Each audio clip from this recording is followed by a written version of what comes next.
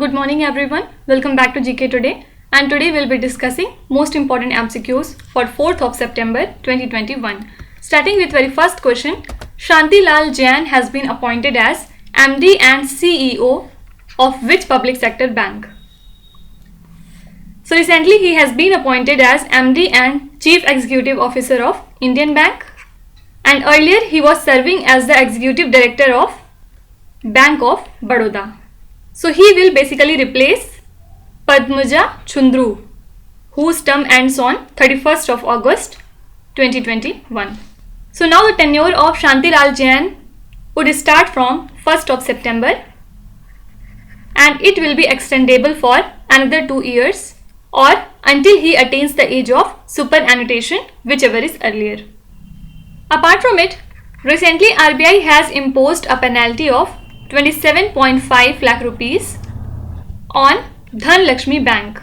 Why? For the contravention of certain norms which are related to the DEF scheme. What is DEF? It is Depositor Education and Awareness Fund scheme.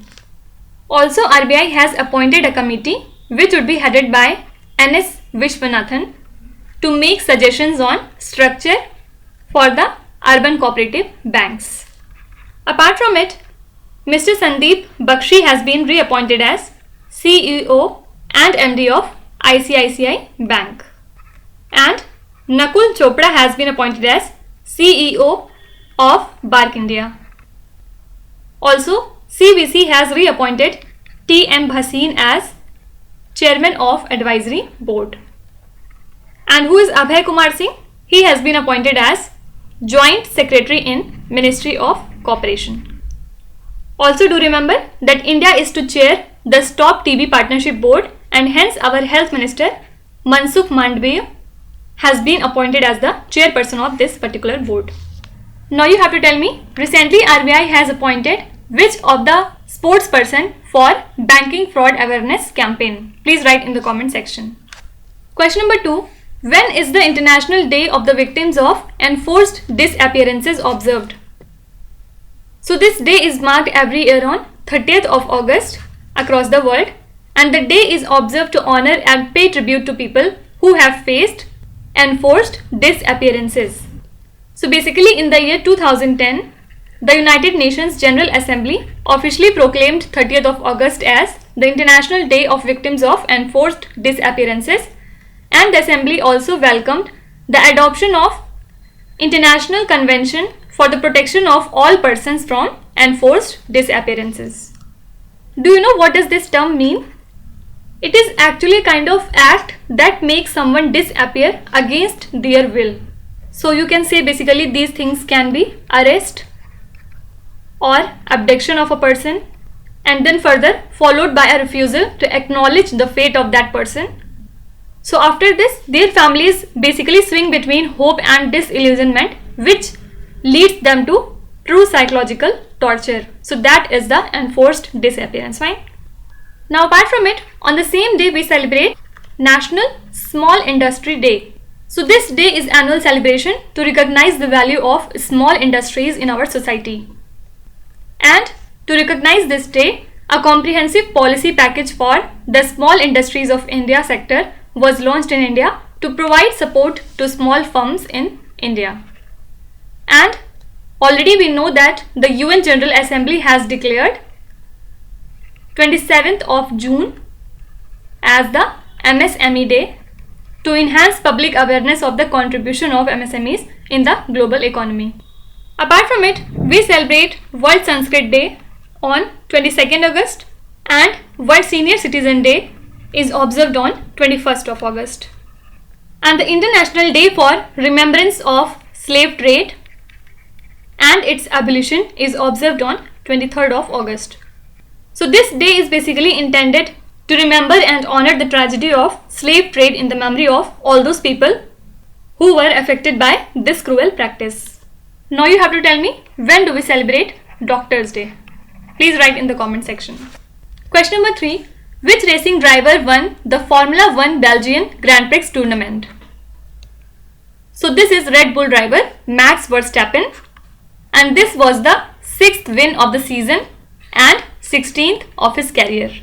So due to heavy rains, the finals was called off, and as the race was shortened, Verstappen collected 12.5 points instead of 25, and Russell gets 9 points and he was at second position, and third position was occupied by Lewis Hamilton with total score of 7.5.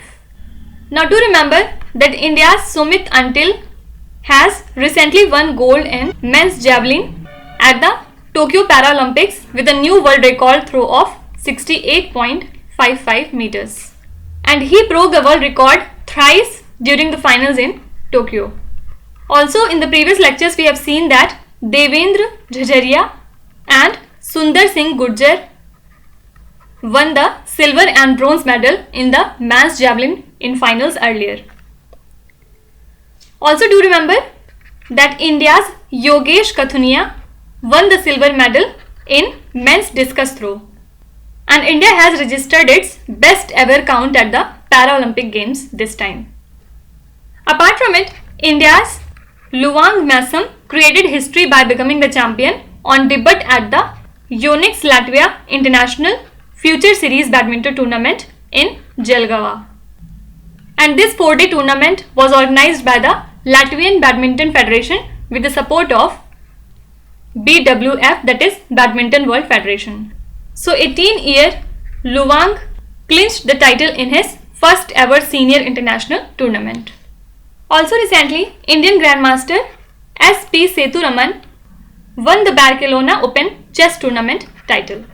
Now you have to tell me from which state the very famous Neeraj Chopra belonged to. Please write in the comment section. Question number 4.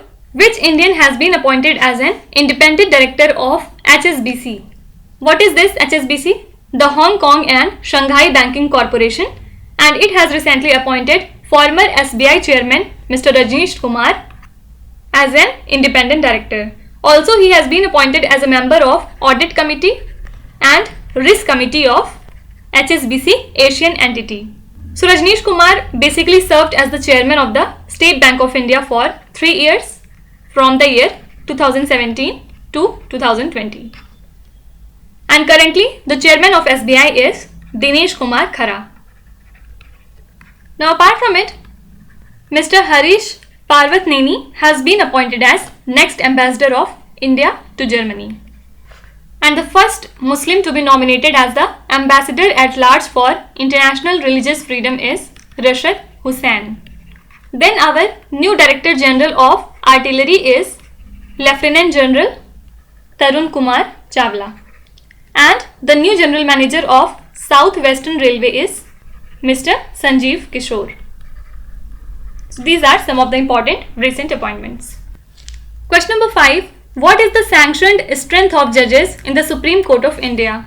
So recently 9 new judges including 3 women were administered oath of office as judges of the Supreme Court, and this appointment has taken its strength to 33, including the Chief Justice of India out of the sanctioned strength of 34.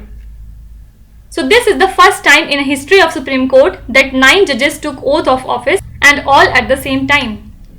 Also, Justice Nagaratna, who is one among the 9 judges, is in line to become the first woman Chief Justice of India in September 2027. Now apart from it, do remember that Common High Court of Union Territory of Jammu Kashmir and Union Territory of Ladakh has now been renamed as High Court of Jammu Kashmir and Ladakh. Also few days back, Madras High Court has struck down the Tamil Nadu Gaming and Police Laws Amendment Act 2021, which imposed a ban on playing of games such as rummy and poker on cyberspace with stakes. So the High Court says that it is just irrelevant to ban these type of games completely. Fine. Now in the month of July, Supreme Court of India has launched a new scheme named as FASTER. What does this term stands for? It is Fast and Secure Transmission of E-Records. So under this scheme, now the Supreme Court will instantly transmit bail and other orders to the jail authorities, district courts and high courts and this process will be done in a secure way electronically. So earlier what happened is, hard copy of the bail order has to be received by hand and it was mandatory. But now this step by Supreme Court has been taken to make the process digital. Question number 6. INS Airavat has reached which country in August 2021 as a part of Mission Sagar? What is Sagar? It is security and growth for all in the region, and under which India has been helping its neighbors at times of stress. So recently INS Airavat has reached Ho Chi Minh City port in Vietnam as part of Mission Sagar. And the vessel has shipped 100 metric tons of liquid medical oxygen and 300 oxygen concentrators of 10 LPM capacity to fight against the COVID-19 pandemic. Also do remember that recently the naval forces of India and Algeria has conducted a maiden naval exercise, and the exercise were conducted at the Mediterranean Sea off the coast of Algeria. And India was represented by Navy's INS Tabor and naval ship INS Azadjar was its counterpart. So this exercise was obviously aimed to enhance interaction and collaboration between the two nations. Do remember that INS Tabor has also participated in the military exercises with Italy and Russia. Apart from it, few months back INS Rajput has been decommissioned after providing 41 years of its service to the Indian Navy, and it was the first destroyer as well as the lead ship of the Rajput class of Indian Navy. And India's first indigenous aircraft is INS Vikrant, and it will be decommissioned by mid-2022. We celebrate National Maritime Day on 5th of April to support global economy through sea transport. Question number 7. Which Indian neighbor has recently declared a food emergency?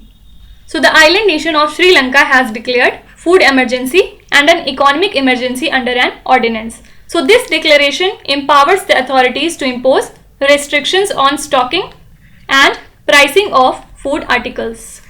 Actually, the country was very much affected with the foreign exchange crisis, due to which it had undertaken a steep devaluation of its currency, resulting in high inflation. Now apart from it, INS Shakti is important because it was deployed for the delivery of oxygen in response to a personal request for urgent supply of liquid medical oxygen in a bid to help the Sri Lanka in combating the COVID-19 pandemic.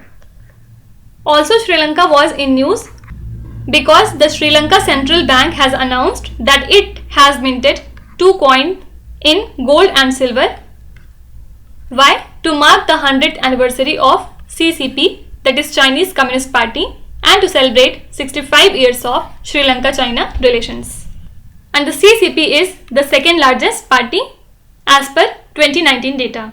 Which is the first largest party? It is BJP. And CCP has nearly half of the registered members of the BJP. Apart from it, recently the capital city of France, that is Paris, has introduced a speed limit of just 30 km per hour in nearly all streets of the city. Why? To reduce the accidents and making Paris more pedestrian friendly. So it is the latest initiative by the city as an effort to tackle the climate change.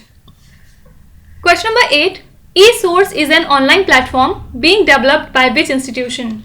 So the IIT Madras is developing an online platform named as eSource, and this platform aims to tackle e-waste by linking various participants in formal and informal sector. So basically it would act as a marketplace between the buyers and the generators of e-waste in electrical and electronic equipment segment.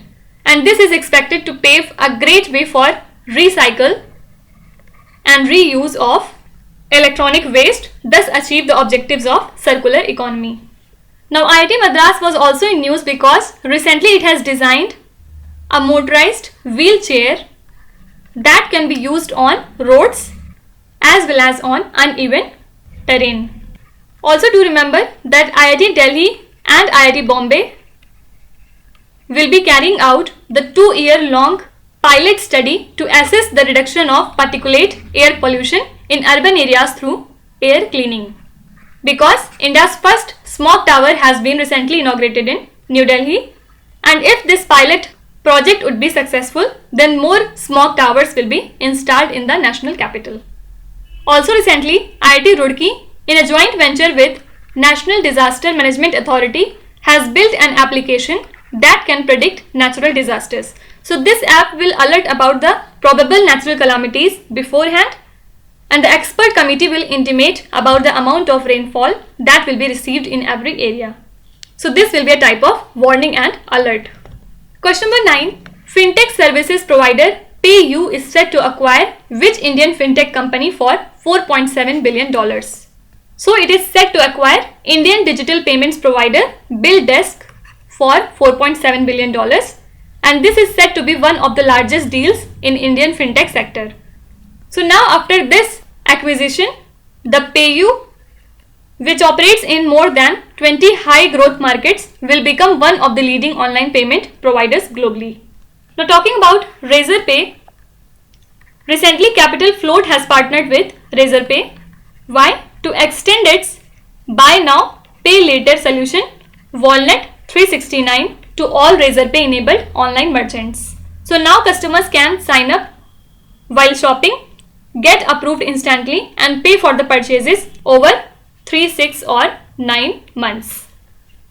And through this partnership, Capital Float aims to expand to nearly 1 lakh partners and serve customers across 100 cities in India. Also recently, PhonePe has been issued an insurance broking license from IRDAI to have a broker to sell life and general insurance products.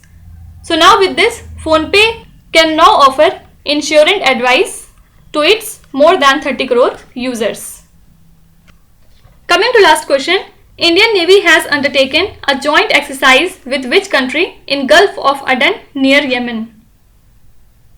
So navies of India and Germany carried out this exercise, and this included helicopter landings and search and seizure operations. Do remember that INS Trikund exercised with German frigate Bayern in the Gulf of Aden. Apart from it, recently India has conducted a naval exercise with Philippines in South China Sea. Also, Indian Navy has participated in the US Navy-led CLAT, that is Southeast Asia Cooperation and Training, military exercise in Singapore. And the purpose was to enhance interoperability, share maritime security concerns and maintain a rule-based international order. Then apart from it, India and Australia have recently signed joint guidance for naval cooperation for further bilateral interoperability in the maritime domain. Also, Indian Navy and the Royal Bahrain Naval Force have participated in a bilateral maritime partnership in the Persian Gulf region.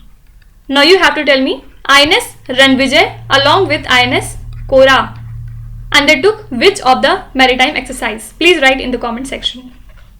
Now let's start with today's quiz. Here on the slide you can see 5 questions which have been taken from the past 2-3 days current affairs. Pause the video and try to solve each of these questions. And at the end of the lecture, do not forget to share your scores in the comment section. So please be honest and do not cheat with yourself. So that's it for today. I hope you have liked the session. These were the important news and events from today, and we will meet again tomorrow with some more important current affairs. Till then, stay tuned. Thank you so much for watching, and please do not forget to subscribe to GK Today. With this, me Nuzhat Sana signing off.